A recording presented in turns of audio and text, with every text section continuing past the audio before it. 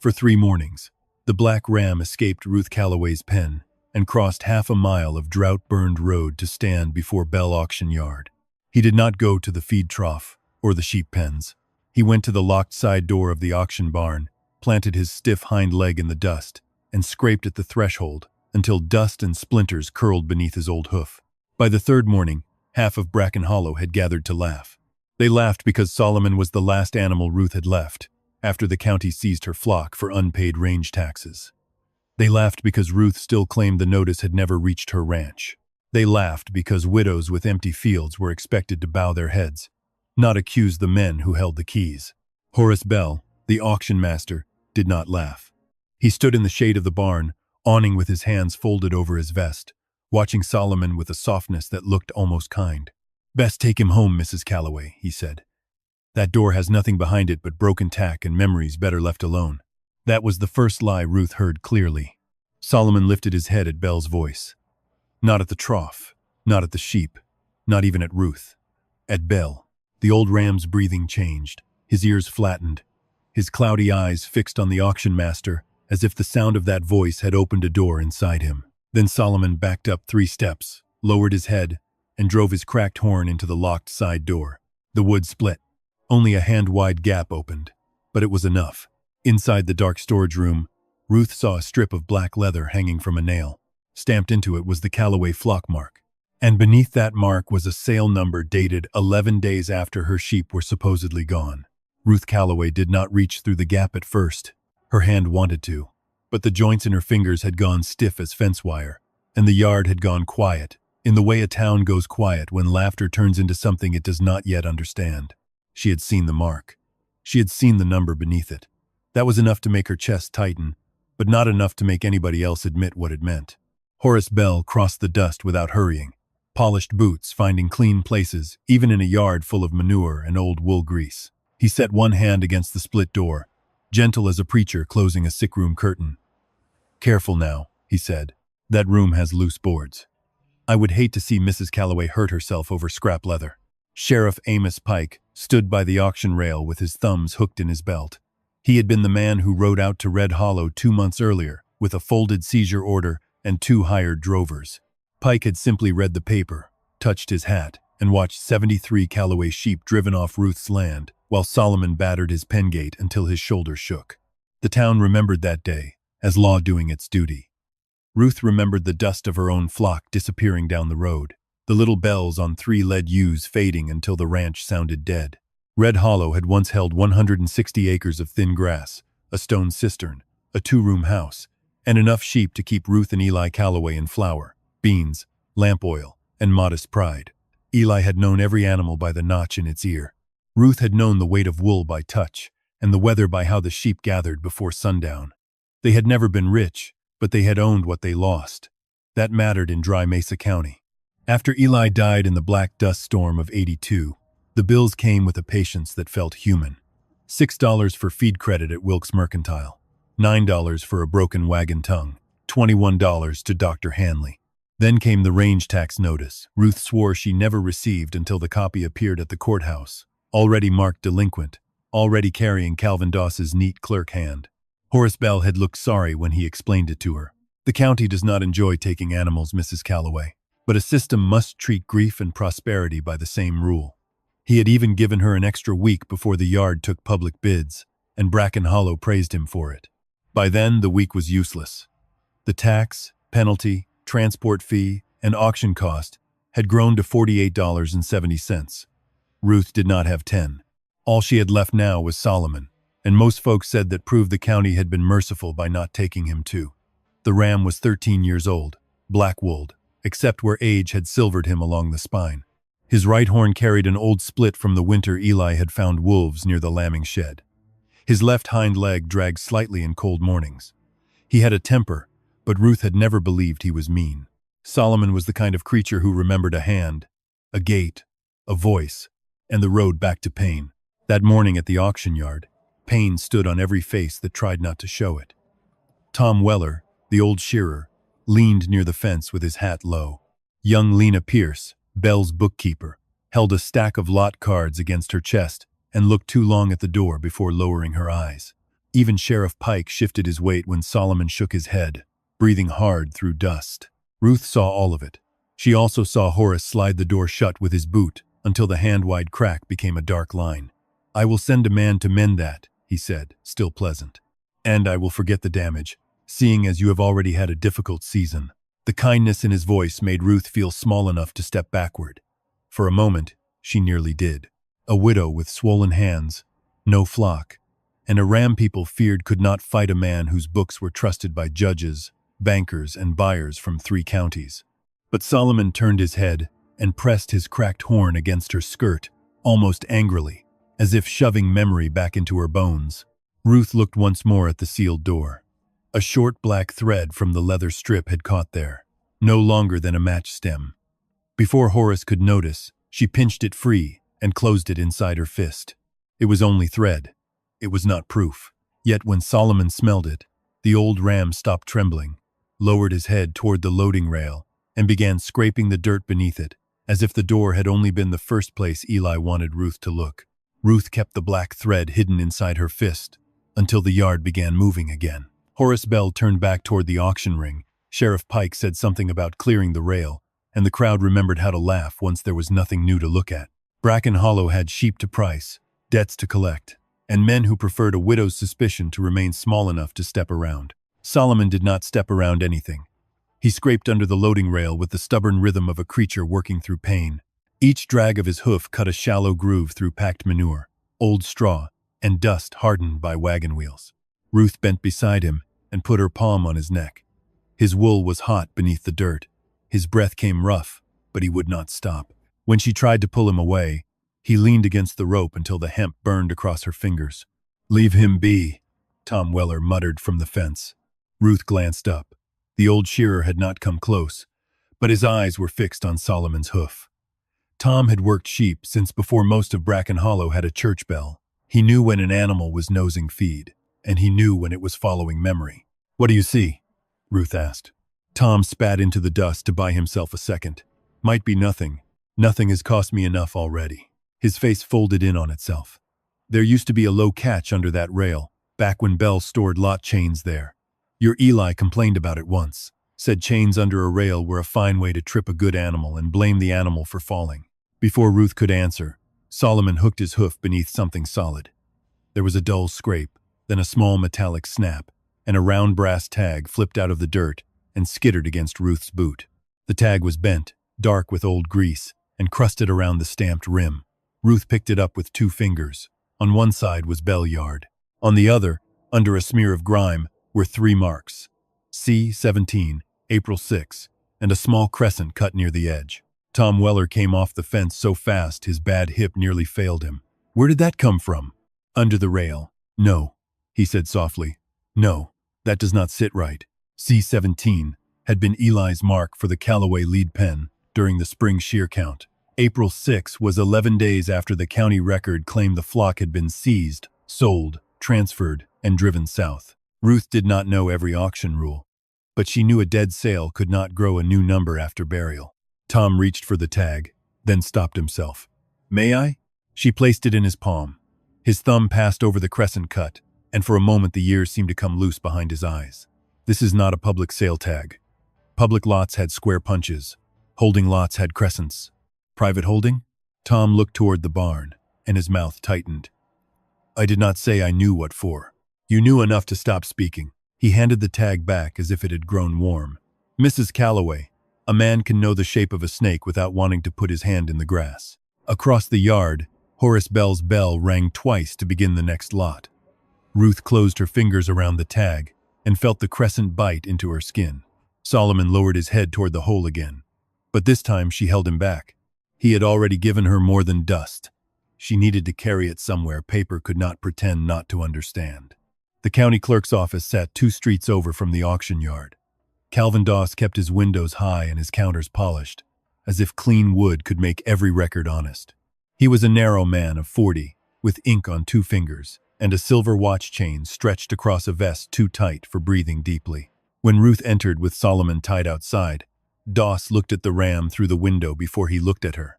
"Animals are not permitted near county records," he said. "He is outside. He is also loud.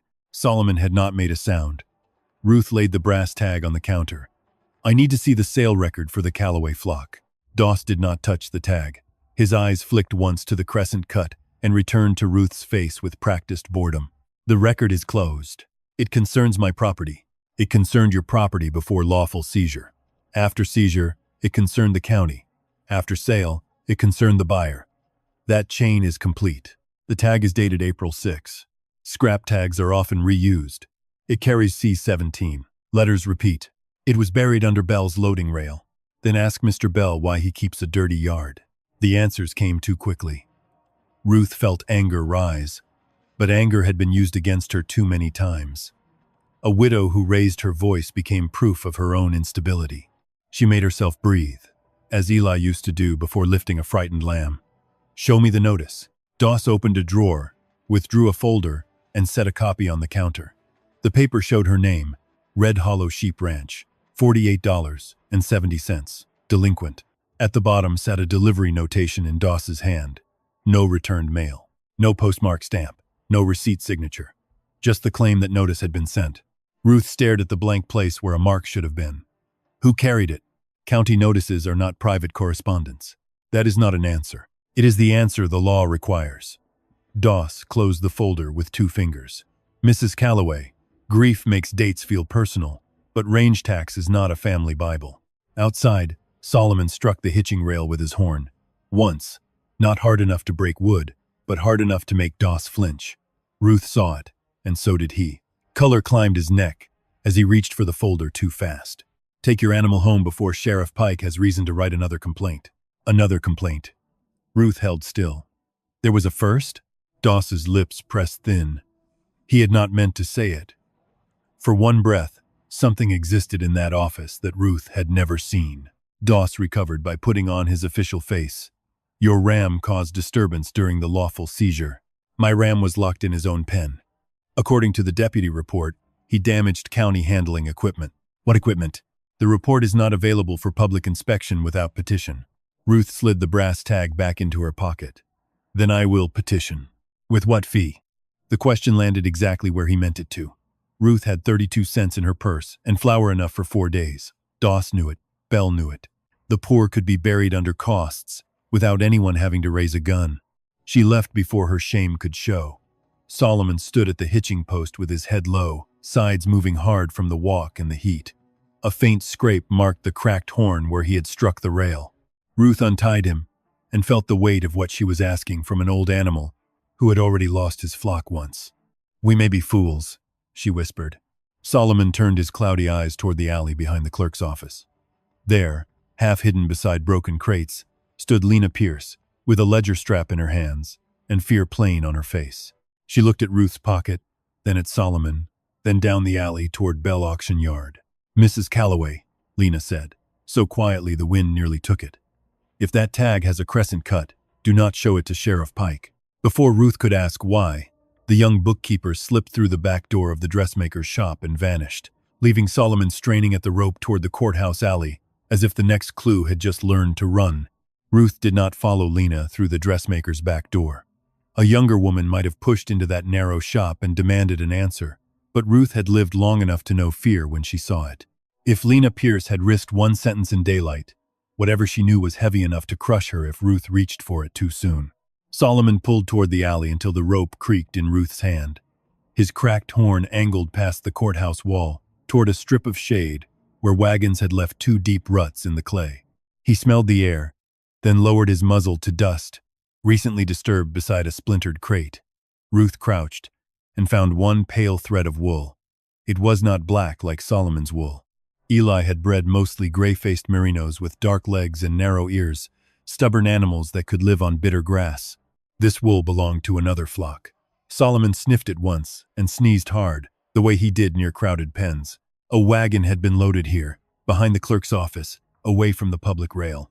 Ruth wrapped the wool in the scrap of black thread and went to find Tom Weller before courage had time to leave her. She found him behind Harlan's livery, sharpening a pair of shears that had already outlived 3 owners. He looked up once, saw her face, and set the shears down with care. I told you more than was healthy, he said. You told me enough to know you held back. Tom rubbed a thumb along the scar at the base of his jaw. A man my age holds back because he has learned how towns punish memory. Ruth laid the brass tag on the overturned nail keg between them, then placed the white wool beside it. Tell me what a crescent cut means. For a long time, Tom listened to the horses moving in their stalls. Bell used crescent tags for animals held outside public lot count. Sick stock, disputed stock, animals waiting for papers. That is what he called it. What was it really? Sometimes what he called it, sometimes not. Tom. He closed his eyes. 3 years ago, Hattie Monroe lost 20 goats after a grazing lien she swore she never saw. A month later, I clipped goats near Cottonwood Spur carrying fresh ear cuts over old marks. 2 had crescent tags wired to their collars. I asked why. Bell said they were held for county clarification. By week's end, they were gone south. Ruth felt the ground shift beneath a grief she had thought belonged only to her. Who else? Tom looked toward the street, where Sheriff Pike's horse stood tied before the jail. Peter Voss lost 12 sheep. The Nolan brothers lost a mule team. Abel Fry lost 36 lambs after his wife died and missed a hearing. All small people, all folks who could not afford petitions, all told the papers were clean. A pattern was not proof, but it was harder to shame than a widow's complaint. Why did no one speak? Because speaking alone makes a person look bitter. Speaking with a bill unpaid makes a person look dishonest. Speaking against Bell makes a person look ungrateful. That last word carried its own bitterness. Ruth remembered Horace lending the church canvas during the spring hailstorm. Horace buying schoolbooks for 3 children whose father drank away his wages. Horace lowering his voice whenever women came to the yard with red eyes.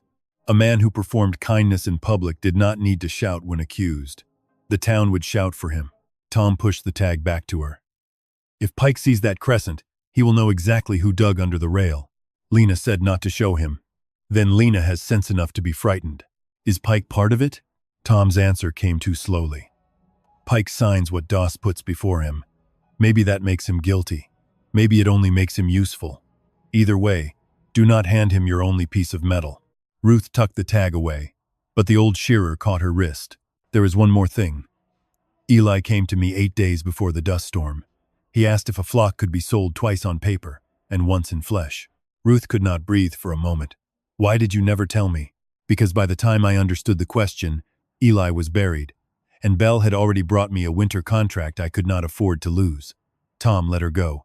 That is not an excuse. It is only the truth small men hide behind. Ruth left him there, with his shears and his shame. Solomon walked slower now, the heat pressing his old body down. But when they passed the dressmaker's back door, he stopped hard enough to pull Ruth sideways. A folded feed bill lay beneath the step, held down by a stone. On the back, in pencil so faint, she had to tilt it toward the sun. Someone had written, "Ask why C-17 was carried under Bell's private column." Ruth read the line twice. Private column, not public sale, not seizure transfer. Something hidden inside the books everyone claimed were clean. The door behind the dressmaker opened half an inch. Lena's eye appeared in the dark. "I cannot talk here," she whispered. "You already are. I should not have left that." "Then why did you?" Lena looked toward the jail. "Because Mr. Bell asked me this morning whether my brother still sleeps in the feed loft." He smiled when he asked. "That means he wants me to remember he can make a thief out of a hungry boy by supper." Ruth softened despite herself. "What is the private column?" Lena's lips trembled. A place numbers go before they become something else. Before Ruth could press her, a voice cut across the alley. Mrs. Calloway. Sheriff Amos Pike stood at the mouth of the lane, one hand near his holster, the other holding his hat, as if manners could make the posture harmless. Lena closed the door without a sound. Solomon stepped in front of Ruth so quickly his bad leg buckled, then steadied. Pike noticed. His eyes moved from the ram's scraped horn to Ruth's pocket. "Mr. Doss says you left the clerk's office agitated," Pike said. "Mr. Doss has delicate feelings. This town has had enough disturbance for one morning." Pike glanced at the step where the feed bill had been. Ruth had already folded it into her sleeve, but the sheriff's glance lingered too close to be chance. "Mr. Bell does not intend to press charges for the damaged door. That is a mercy." "I did not ask for mercy." "No," Pike said. "Calloways rarely do. That was Eli's trouble too." Ruth felt Solomon tense. The ram's ears flattened, not in rage but recognition. Pike shifted back half a step before catching himself, and in that small retreat, Ruth saw something more useful than courage. She saw memory make a sheriff afraid. Pike put his hat on. Take the animal home. If I see him near Bell Yard again, I will have him impounded under county nuisance code. Solomon breathed hard beside her, his old ribs moving like bellows. Ruth touched the base of his cracked horn and knew Pike had just given her both a threat and a map. Whatever lay under Bell's private column was dangerous enough that men with badges were now watching a widow's pocket. She turned toward Red Hollow before the sheriff could order it again. Solomon followed, limping through the bright street, but at the far end of town, he stopped and looked back toward Bell Auction Yard. From that distance, the barn seemed ordinary. Sunburned boards and clean white signs. Then the wind shifted, and Ruth heard the faintest sound from inside the sealed side room. Not one bell this time, but many, stirred together like a flock moving in the dark. By the time Ruth reached Red Hollow, Solomon's limp had deepened. The old ram made it as far as the stone cistern, then stood in the shade with his head low and his sides moving hard. Ruth brought water in a chipped basin.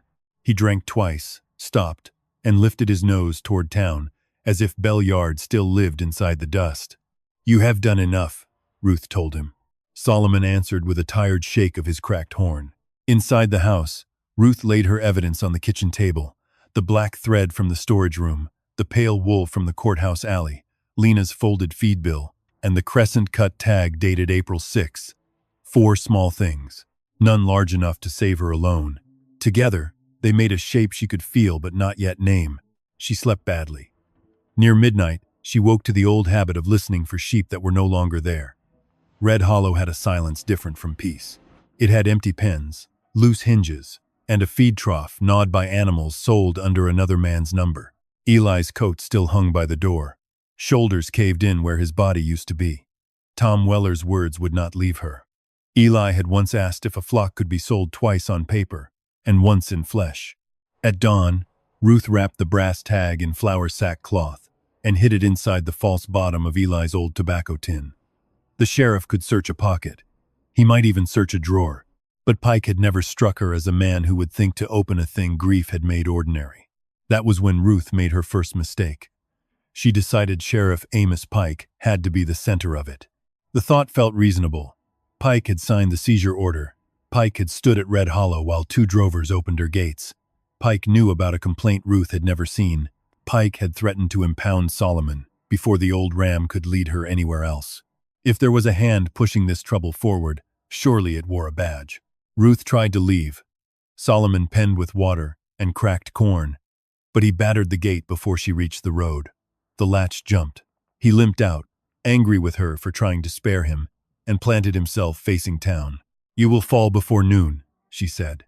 He took one slow step. She let him come. They kept away from Bell Yard and crossed behind Hattie Monroe's wash shed, where goat hides used to hang before Hattie lost her little herd to a lien she swore arrived after the hearing date. Hattie was hanging sheets. When she saw Ruth and Solomon, her hands tightened around the wet cloth. "I do not want trouble, Ruth. Neither did I. That never stopped it." Ruth showed her Lena's feed bill, not the tag. "Did your seizure record mention a complaint?" Hattie's face changed just enough to answer before her mouth did. "My goats were said to have broken Bell's pen rail." "Had they?" "They were still in my yard when Bell wrote it." Pike came with a report already folded under the order. Damage fees had been added to the lien. I asked to see the rail. He told me a woman in debt should not multiply her costs with insults. Ruth felt her suspicion harden. "Did Pike write the report?" "I saw his name." "Did you see Bell's?" Hattie looked toward the road. "Bell does not need to put his name where other men will carry it for him." The warning should have slowed Ruth, but it only pushed her closer to Pike. She thanked Hattie and headed for the old county impound shed behind the jail.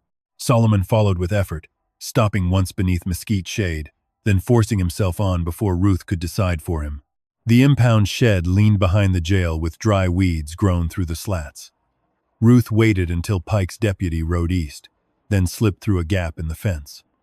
Solomon paused at the gate and snorted. His ears went flat, but he entered. Inside, the smell was rope, manure, and sun-baked pine. Ruth found broken yokes, rusted chain hooks, a cracked water tub, and 3 rail sections stacked against the wall. One had been split and mended with new nails.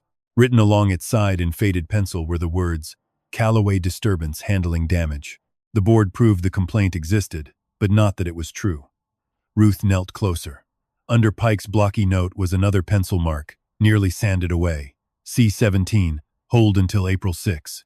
Solomon nosed the board once, then shoved toward a canvas pile in the corner. His strength was failing, but his purpose was not. Ruth pulled the canvas aside and found a bundle of complaint forms tied with baling twine. Most were blank. 5 were filled in.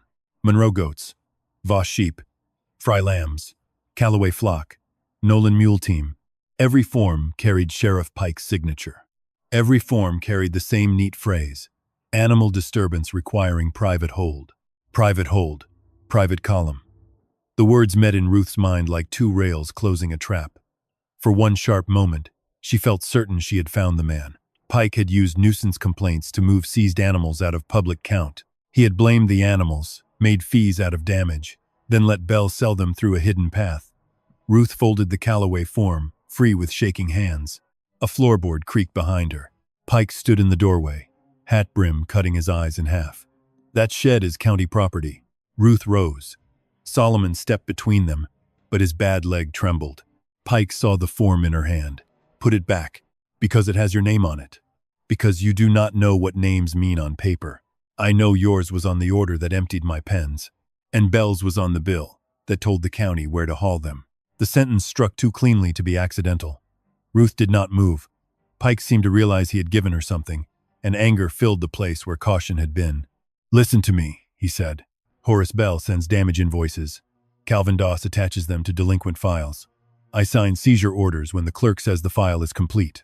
That may not make me innocent. But if you think I built the machine, you are looking at the wheel and calling it the wagon. Ruth wanted not to believe him. Believing Pike meant her clearest enemy had blurred, and blurred enemies were harder to fight. Then why threaten Solomon? Because Bell asked Doss whether nuisance code covered dangerous livestock this morning, and Doss asked me before breakfast. That is how law travels in this county. Solomon lowered his head toward the mended rail and pushed it with his horn. The board scraped sideways, revealing a small iron stencil underneath. Ruth bent before Pike could stop her. The stencil was not county property. 3 letters had been burned into its handle. HBY. Horace Bell Yard. Pike saw it too. His jaw tightened, and for the first time Ruth understood the shape of his fear.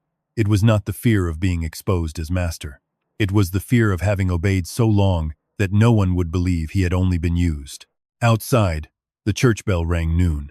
From Bell Auction Yard came the distant clatter of animals being moved for the afternoon sale. Solomon turned toward the sound, exhausted but certain. Ruth closed the Callaway complaint form in her fist and knew the false trail had not been useless. It had led her to the edge of the real one. The forms were signed by Pike. The language belonged to Doss, but the stencil under the rail belonged to Bell. Ruth did not leave the impound shed with triumph. She left with a stolen form under her shawl, Pike's warning in her ears, and Solomon limping so badly she had to stop twice before they reached the alley behind Wilkes Mercantile. The noon heat had flattened the town into glare. Bell Auction Yard sounded alive beyond the buildings, full of hooves, wheels, voices, and the auction bell calling buyers toward another clean transaction. Pike had not stopped her. That unsettled Ruth more than if he had put iron on her wrists. He only stood in the shed doorway while she and Solomon went out, his face caught between shame and fear. Mrs. Callaway, he said before she crossed the fence gap. Bell keeps his private papers where men are too polite to look. She turned back. Where is that? Pike's mouth tightened. Where he tells women there is nothing but broken tack and bad memories. The sealed side room. Ruth wanted to ask why he did not open it himself, but the answer was in his lowered eyes. Pike had a badge, but Horace Bell had invoices, clerks, buyers, favors, and half the county trained to call obedience honor. If Pike touched the door without proof, he would look like a lawman helping a bitter widow steal from a respectable auction master. If Ruth touched it, she would look exactly like what they already believed she was. That left Solomon. She should have taken him home. His back leg dragged more with every step, and the scrape on his cracked horn had darkened where the old split had opened. Ruth stopped beneath the shade of the mercantile awning and pressed her hand to his neck. No more today, she whispered. I mean it. Solomon looked past her toward Bell Yard. In his cloudy eyes there was no understanding of law, fees, or public shame. There was only the road Eli had walked and the door Eli had not opened in time. Ruth gave him one swallow of water from her canteen and went on. The afternoon sale had drawn most of Bracken Hollow to the yard. Horace Bell stood on the auction platform with his sleeves rolled neatly to the forearm, selling a pair of bay geldings for a rancher from Cottonwood Spur. His voice carried smooth as oiled leather. Ruth stayed near the woolshed, half hidden behind stacked crates. Lena Pierce was at the tally table, pale under her bonnet, writing lot numbers as Bell called them. When she saw Ruth, her pencil stopped for one dangerous second. Solomon pulled toward the north wall. The side door had been patched since morning. A fresh board crossed the split, nailed in haste. Ruth could smell new pine over old dust. She also saw what Bell's repairman had failed to hide. A sliver of black leather caught under the lower hinge, the same kind of strip she had seen hanging inside. Solomon lowered his head, but Ruth caught his rope with both hands. "Not like before," she said. "You will break yourself." The ram trembled with the effort of standing still. Then, instead of striking the door, he turned to the ground beside the frame and began scraping at a flat stone, half buried under straw. It was not strength now. It was memory working carefully through pain. Ruth knelt and brushed straw aside. The stone was loose. Under it lay a rusted latch pin, hidden where a person outside the room could reach it if he knew exactly where to put his fingers. Eli would have known. Eli had repaired half the gates in Dry Mesa County. Eli had always hated a lock that trusted only one side of a door. Her hand shook as she lifted the pin. The patched door gave inward less than an inch. Inside, the room smelled of leather, wool grease, and dust sealed too long. Ruth slipped through sideways, pulling Solomon only as far as the threshold. She would not force his old body into darkness. He stood guard with his head low, breathing rough. The room was narrow, more a storage throat than a proper chamber. Broken tack hung from pegs. Old rail chains lay coiled under sacks. Along the back wall, dozens of small flock bells dangled from nails, each tagged with a scrap of leather. Some marks she did not know. Some she did. Monroe, Voss, Fry, Nolan, Calloway. Ruth touched one Calloway bell and heard the faint dull note of home. It had belonged to Blue Nan, Eli's lead ewe, a mean bright-eyed creature that always found water first. Ruth had thought the bell lost in the seizure dust. Instead, it had been hanging 10 feet from Horace Bell's auction ring, while he told her grief had made a ledger look like an enemy. Behind the bells sat a long box with no lid. Inside were tally slates, cut ear tags, and folded sale slips tied by lot number. Ruth found C-17 near the bottom, wrapped in black leather. Her fingers worked the knot loose. The top slip matched the public sale. March 26, county seizure, Calloway flock. Sold as one distressed lot. Beneath it lay another slip. April 6, private hold transfer. C-17 divided into 3 lots. Buyer initials, J.C. J.C. meant Jonah Creed. Everyone in the valley knew his wool wagons. Ruth nearly missed the paper tucked under the leather wrap. It was small, torn from an old feed receipt, folded twice, and written in Eli's hand. Not a full letter, not even a confession. Just 9 words pressed hard enough to tear the paper in 2 places. Ruth, if Solomon brings you here, trust the bells. The room tilted. Ruth set one hand against the wall. For 2 years, she had believed Eli died, leaving her only debt, silence, and unfinished chores. She had been angry with him in the private places, where love and exhaustion sour together. Angry that he had gone into the dust storm. Angry that he had not told her enough. Angry that his last words had been about the ram, not her. "Keep Solomon," he had rasped. "He remembers Gates." She had thought fever had made him wander. Now the words came back whole. Eli had known something. He had found the hidden latch or built it. He had seen bells stripped from flocks that were supposed to be gone. He had left Solomon as more than company, more than burden, more than the last black shape in an empty pen. The old ram was a living key to the place Eli had failed to reach again. A noise outside snapped Ruth upright. Bell's auction voice had stopped. Through the crack beside the door, Lena whispered, "He knows you are gone from the crowd." Ruth gathered the 2 C-17 slips, Eli's note, and 1 Calloway bell. The rest she dared not carry. Too much proof could become theft in the wrong mouth. Solomon backed from the threshold before she asked. His legs shook so hard Ruth thought he might fall. She slid the note into her bodice and tucked the slips inside Eli's tobacco tin. As she replaced the latch pin, Horace Bell's shadow crossed the yard outside. Mrs. Calloway? His voice was gentle enough to make the darkness colder. If you are looking for memories, you should let me help you choose which ones are safe to keep. Lena grabbed Ruth's wrist and pulled her behind the stacked wool crates just as Belle's hand touched the side room door. Solomon did not hide. The old ram stood in the open with his cracked horn lowered, trembling, spent, and still between Horace Bell and the room where Eli's warning had waited 2 years to be heard. Horace Bell did not open the side room door at once. That was the first thing that frightened Ruth. A guilty man might have jerked it wide and shouted. Horace only rested his palm on the new board across the split, looked at Solomon standing in the open, and smiled as if the old ram had caused a small inconvenience rather than a wound in the center of his business. "Well," he said, loud enough for the nearest buyers to hear, "Mrs. Calloway's animal seems determined to make my barn his home." A few men laughed carefully. They were not laughing at Solomon anymore. They were laughing because Belle had invited them to, and refusing a polite man's invitation could be its own kind of accusation.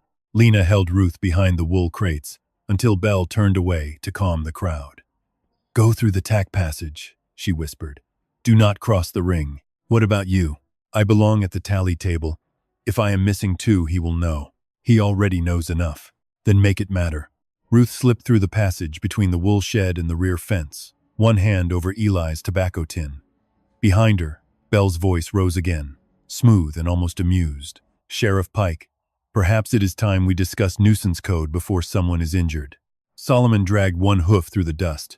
He did not charge. He did not have the strength, but he stayed between Belle and the room long enough for Ruth to reach the alley. When she looked back, Pike had stepped into the yard and placed himself just off Belle's shoulder, somewhere in the cowardly middle where men stood when truth first demanded a price. At Red Hollow, Ruth opened the tobacco tin on her kitchen table. The C-17 slips lay beside Eli's note and the small Calloway bell. Public sale, March 26. Private hold transfer, April 6. Buyer initials JC, 3 lots instead of 1. The numbers were plain, but plain numbers could still be dismissed if no one admitted what they meant. Jonah Creed had a wool warehouse on the west end of town, near the freight spur. He bought fleece, hides, and whole flocks through agents, so he could say he had never touched a desperate seller directly. Ruth had seen his green wagons for years, driven by men who never looked long at small ranch houses. She waited until late afternoon, when the town's attention shifted toward supper. Solomon slept in the shade, spent beyond stubbornness, and for once Ruth left him there. He did not wake when she lifted the gate latch. That frightened her more than if he had fought.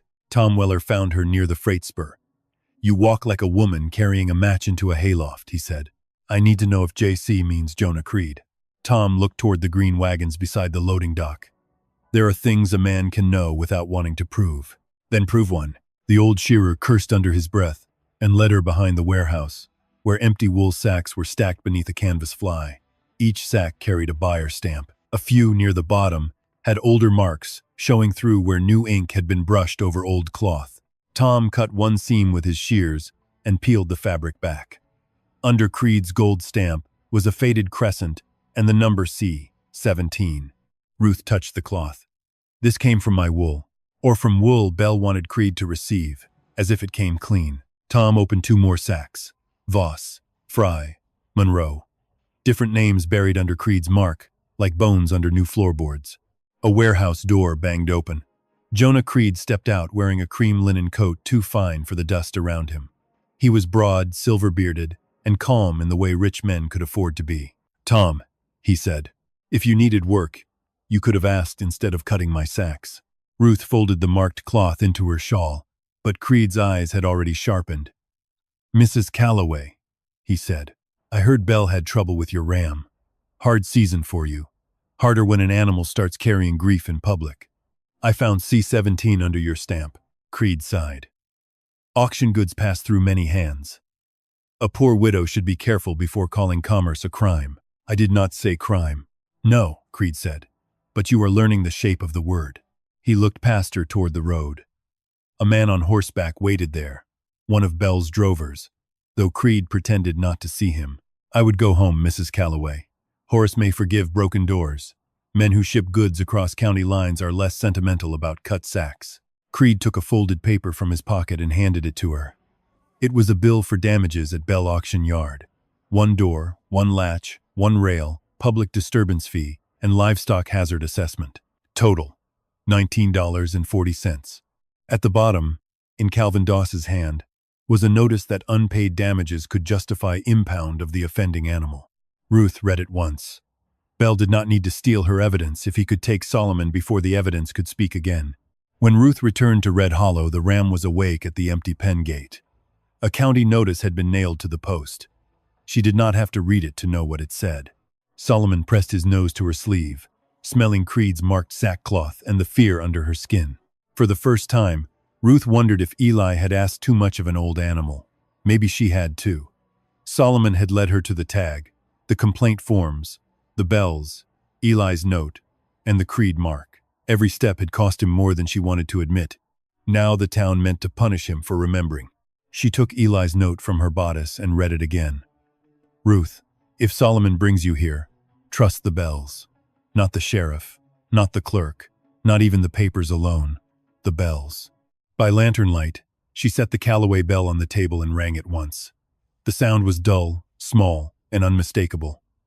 Tom Weller would know it. Hattie Monroe would know her goat's bells. Peter Voss would know his sheep. Abel Fry would know the lamb bell his daughter had painted blue. If every stolen flock had left a voice in that locked room, then the proof did not need to sit quietly in a folder. It could be heard. Ruth went to Reverend Boone before dawn. He opened the parsonage door in his nightshirt, gray hair flattened on one side. At first he looked annoyed. Then he saw Solomon behind her, swaying with exhaustion but wearing one of the hidden bells on a cord around his neck. Ruth, the Reverend said, what have you done? What Eli should have lived to finish. She showed him the slips, the complaint form, the Creed sackcloth, and the bell.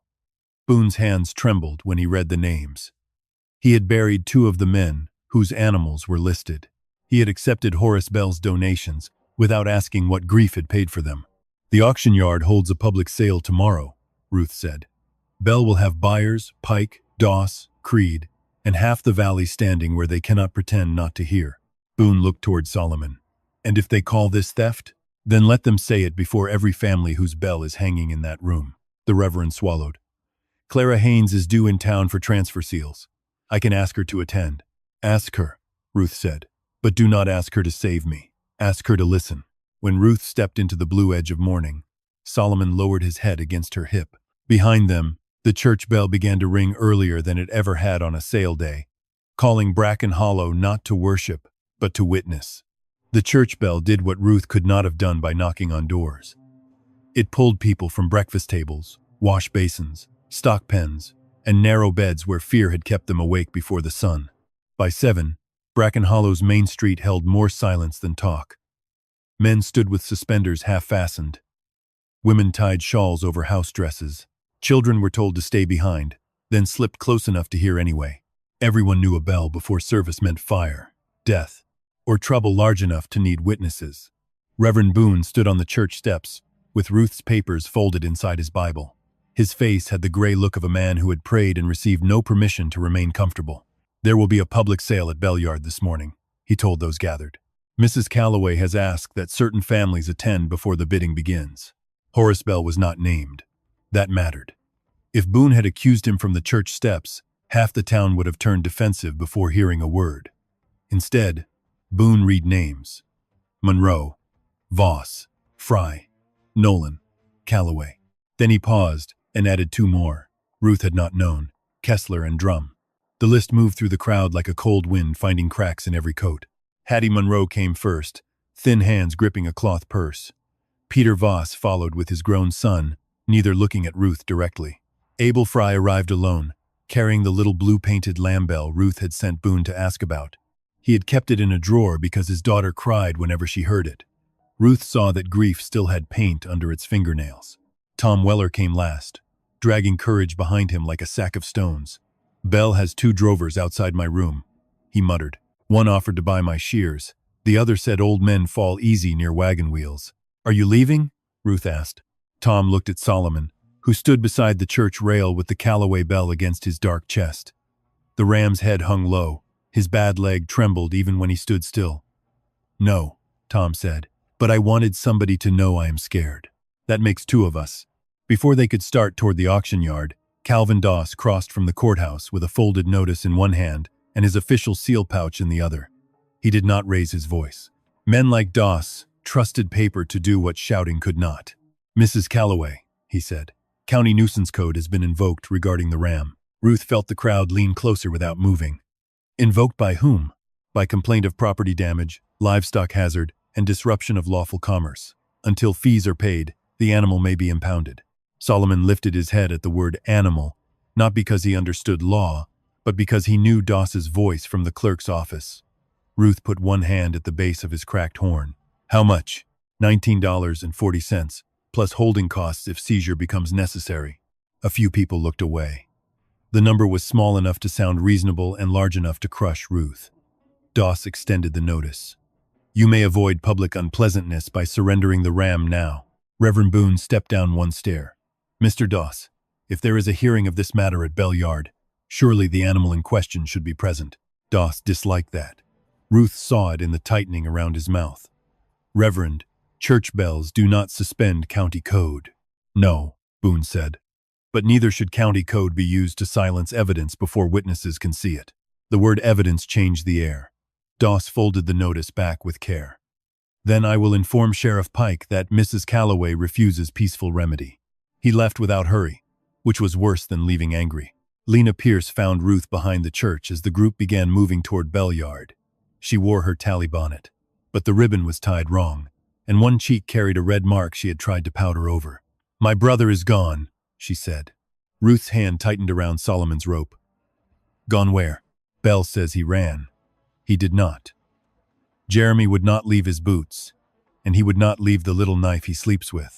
"Bell told me hungry boys sometimes climb into freight wagons and wake in the next county with stolen oats under their shirts." Tom swore softly. Reverend Boone closed his Bible. Lena looked younger than 24 in that moment. "If I speak today, he will say Jeremy stole feed and fled. If I do not speak, he may still bring him back. That is how Mr. Bell makes a choice feel like a debt." Ruth wanted to tell her not to risk it. That would have been kinder and useless. Did Jeremy know the private column? He slept above the feed loft. He heard wagons moved after dark. He knew which boards in the north wall came loose. Her voice almost broke. "He was the one who told me Bell kept bells, because buyers liked proof the original marks had been stripped." That sentence was worth more than comfort. Ruth let it settle. "Then we do not start with you. We start with the bells. You speak only when the room can no longer pretend not to hear." They walked together then, not as an army but as a handful of people who had spent years being separated by shame. Hattie kept her eyes on the dust. Abel Fry carried the blue lamb bell wrapped in cloth. Peter Voss whispered to his son and received no answer. Solomon came slowly, each step more careful than the last. Once, near the mercantile, his front knees bent, and Ruth thought he would go down. She caught his neck, feeling heat and age beneath the wool. "We can stop," she whispered. Solomon pressed forward until the bell at his chest gave one dull note. At Bell Auction Yard, Horace had prepared better than they had. The sale ring was full. Buyers from Cottonwood Spur and the South Road stood near the rail. Jonah Creed waited beside his green wagon with receipts already in hand. Sheriff Pike stood near the gate, face carved into duty. Calvin Doss had taken a place at the tally table, where Lena should have been. 2 drovers guarded the north side of the barn, and the sealed side room door had been crossed with a new chain. Horace Bell stepped onto the platform as Ruth entered the yard. He removed his hat. The gesture was so respectful it made several people straighten. "Mrs. Calloway," he said, his voice carrying to every corner, "I had hoped to spare you this. But since you have brought church witnesses into a lawful sale, I must ask plainly. Are you here to pay damages, surrender a dangerous animal, or repeat accusations born from grief?" There it was. He had built the room before she arrived. Law on one side, commerce on another, pity hanging above her like a noose. Ruth felt the papers hidden under Boone's Bible, the bell against Solomon's chest, the complaint form inside her sleeve, and Eli's note warm against her skin. She looked at the chained door. Solomon looked there too. The old ram took one step into the auction ring, trembling so hard the bell at his chest shook without Ruth touching it. Its dull note crossed the yard. Abel Fry's eyes lifted. Hattie Monroe covered her mouth. Peter Voss stopped whispering. Horace's smile thinned. Ruth raised her voice, not loud, but clear enough for the first row to hear. "I am here to ask why a lawful auction yard keeps the bells of animals it says were already sold clean." Horace Bell let Ruth's question hang just long enough for the crowd to feel its danger. Then he smiled with the patience of a man correcting a child in church. "Mrs. Calloway, auction yards handle bells, tags, straps, and tack every day. A bell on a wall proves only that animals pass through commerce." "Then open the room," Ruth said. A murmur moved across the yard. Horace's smile did not break, but his eyes cooled. "That room contains private property and business records. You have already damaged one door, trespassed once by my count, and brought a dangerous animal into a lawful sale." Calvin Doss stepped forward with the nuisance notice in hand. "The ram may be seized now if Sheriff Pike determines immediate risk." Sheriff Pike looked at Solomon. The old ram stood in the ring with the Calloway bell shaking against his chest, not from rage but exhaustion. Ruth saw Pike's face shift. Bell saw it too. "Sheriff," Horace said gently, "the law is plain." Pike rested one hand on his belt. "It usually is, until men start hiding behind it." That was the first crack. Jonah Creed stepped into the ring before the crack could widen. He unfolded 3 receipts and held them high enough for the buyers to see.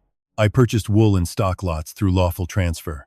Every bill is signed, witnessed, and paid. Mrs. Calloway has grief, scraps, and an animal trained to make noise. I have records." Ruth reached into Reverend Boone's Bible and drew out the C-17 slips. "So do I." Doss moved quickly. "Those are stolen papers from Bell property." "Then they are Bell's?" Boone asked. Doss stopped. Ruth held the first slip toward the crowd. "March 26, public seizure sale. Calloway flock sold as one distressed lot."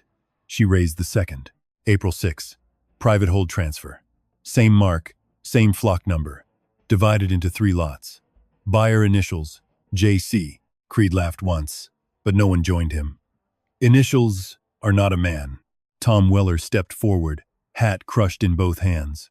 His voice shook, but it carried. "C-17 was Eli Calloway's spring pen. I sheared that flock. I saw the crescent hold mark on stock that should have been gone. I saw the same mark on Monroe goats and Voss sheep." Horace sighed. "Tom, old age makes honest men remember in crooked lines." Hattie Monroe pushed through beside Ruth. "My goats were still in my yard when Bell wrote they broke his rail." Peter Voss added, "My sheep were listed under damage fees before they left my pasture." Abel Fry held up a small blue-painted bell. "My daughter painted this. Bell's room has its mate. If Commerce took it clean, why did no one tell me where my lambs went?" The crowd turned toward the chained side door. Horace's voice sharpened by a hair. "Sentiment is not evidence." "No," Lena Pierce said from the tally table. "But the private column is." Every face turned to her. Lena was white with fear, but she stood. Mr. Bell kept 2 tallies. Public lots for the ring, private holds for animals moved after damage complaints. Mr. Doss attached those complaints to tax files. Mr. Creed's wagons took the divided lots under buyer initials. Horace looked at her with sorrow so polished it almost passed for pity. "Lena, if you are trying to save your brother from a theft charge, lying will not help him." Lena flinched, but Ruth touched Solomon's bell. Its dull note crossed the yard. Lena lifted her chin. "Jeremy is locked in the north feed loft. He heard the wagons. He showed me the loose board behind the bells." The buyers nearest the barn began to step away from the drovers guarding the north wall. Pike turned to his deputy. "Find the boy." Doss snapped. "Sheriff, this is not your authority during a private sale." Pike looked at him. "I have mistaken paperwork for authority long enough." The deputy ran. Horace's calm finally thinned. "This has become a circus." A woman's voice answered from the gate. "Then let us count the animals before the tent falls." Clara Haynes entered with a leather registry case under one arm and travel dust on her skirt. Reverend Boone had found her at the boarding house before breakfast. She was not grand, not dramatic, not a rescuer from nowhere. She looked tired, exact, and very hard to impress. Horace recovered fast. "Inspector Haynes, I apologize that you have been pulled into local grief." "I was pulled into transfer seals," Clara said. "Feelings do not concern my office. Marks do." Ruth handed her the slips, the crescent tag, the Calloway bell, and the cut sack cloth. Clara studied each piece without hurry. The yard waited with the strained patience of men watching a storm choose a roof.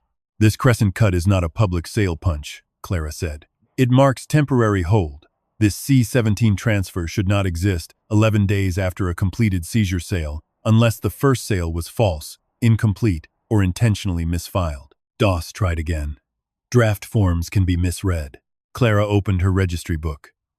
The Callaway earmark, Monroe goat notch, Voss left split, and Fry lamb paint mark all appear on private transfer summaries filed under Bell Auction Yard shipments to Creed Wool and Stock. She looked at Creed. Your clean receipts are clean because the dirt was removed before they reached you. Creed's face went heavy. I bought what Bell sold. Then you bought from a fraudulent chain, Clara said. From the north loft came a shout. The deputy emerged with Jeremy Pierce, dusty, frightened, and alive. A rope mark circled one wrist. The crowd saw it before anyone could explain it.